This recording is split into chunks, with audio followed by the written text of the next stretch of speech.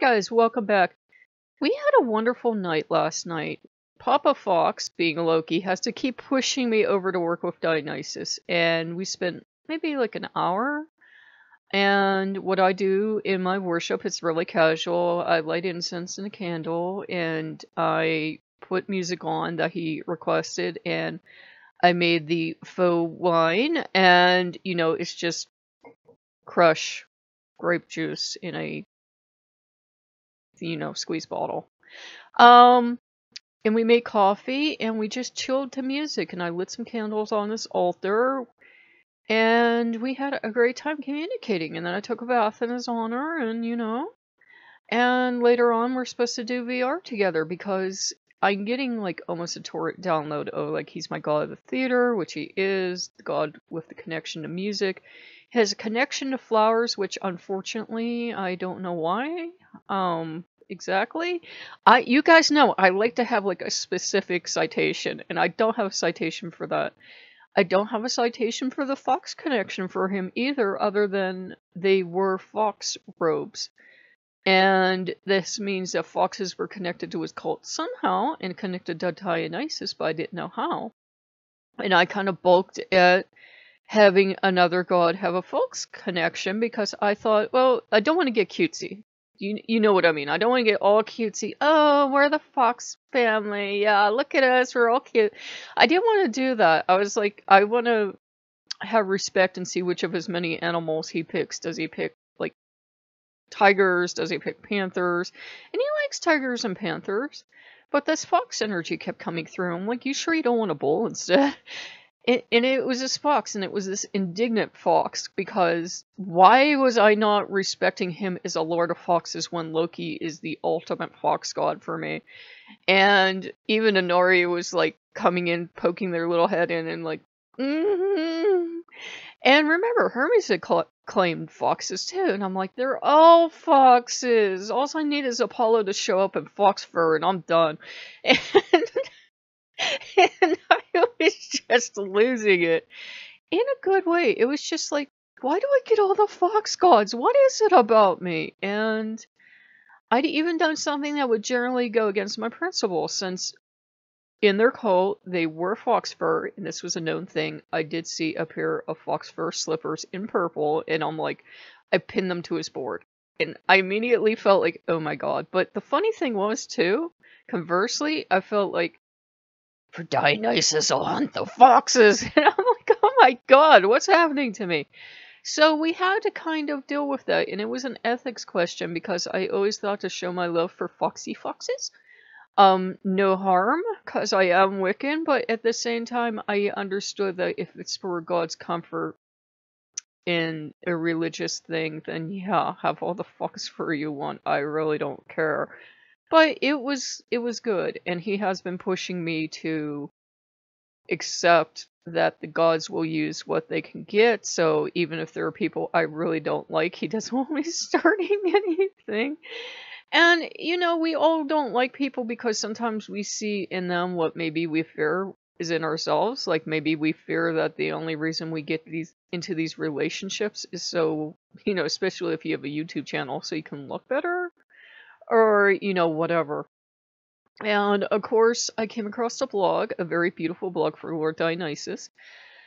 And it was so happy at first. And I was so happy because it was a member of the gay community. And I was like, yes, yes, yes, yes, yes. And unfortunately, what ended up happening is the person had a crisis of faith, which I've been through, and is not fun. It's not fun when you wake up one day and like you feel absolutely nothing. And it was Dionysus putting him through this, where I was truly blessed to have Loki do it, because Loki can be a son of a bitch, but Loki has aftercare, and that is the difference. It can feel hard and cold, but I've never felt a moment where he left my side, no matter how bad it's gotten. And with this, the person said, in their personal experience, Dionysus would do this to them and walk away. And I'm like, oh my god, that's the scariest thing ever. Why would a god do this and walk away? That's a part of the mystery I don't understand. And so Dionysus knew I was like on the verge of freaking out because this person's now pretty much atheistic, which you know, that might be their natural path. That might be where they had to go all along. I don't know. I don't know the will of the gods. I don't know what's best for this individual. And they had written a post about how they were so tired of everything, which sounds like a Dionysian complaint, because it's like, everybody makes up rules of how they deal with their god, and I always try, and maybe I fail sometimes, to present stuff to you as, this is what works for me. You don't have to do it. Don't be me. I don't need a second me. There's enough of me. And there was a rite, and the rite was you had to be skyclad. There's only one divinity I work skyclad for, and they all know it, and they all respect that, because that's my besta, and she's the lady of dance and exotic oils, and that's all you have to know about that. And she's the one that initiated me into a lot of things, so she's the one that I will do skyclad for. For Dionysus, it's more of a emotional, intellectual thing, where I know that sounds trite, but I will just kind of trance out to music and have indulgent food and have luxury around me to the where I can have it. And that's part of how I do my service. My service up until now hasn't been, you know, well, shut up. Loki's like, but you're Strega. Shut up! That doesn't count. I guess it does, but he's like, yeah! Loki's like, Pornhub's a wonderful service. Shut up, Loki. Anyhow. Now I gotta start the video again. Thank you so much. So we're like, ha. You know what? Let's just skip that part. Erase that from your mind. And so yeah, I guess I do in my own thing. I'm completely forgetting Strega. And I'm like, oh yeah. But I don't count that, because to me, dancing skyclad is still it's sensual, but it's not AIDS, eventual AIDS. It's different. Because for me, when I serve that stuff that way, it's sensual, but it's never. Oh, shut up!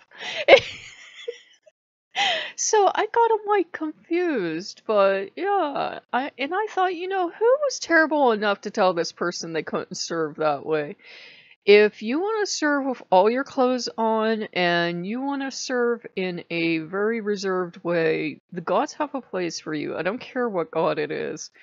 When I was a tiny little witchlet, Besta didn't start me off first thing dancing around skyclad. She started off with reading books with me and looking at kitty cat stuff. That was good enough for her. Because I was quite young, so she wasn't going to start me off with stuff over my head. And even today, I go through periods where I'm just like, ugh, don't look at me, don't anything. And they're okay with that. The gods don't need any set form of worship. They don't. Altars are good because they help us and they help them. It's kind of like communication based, but you don't need them.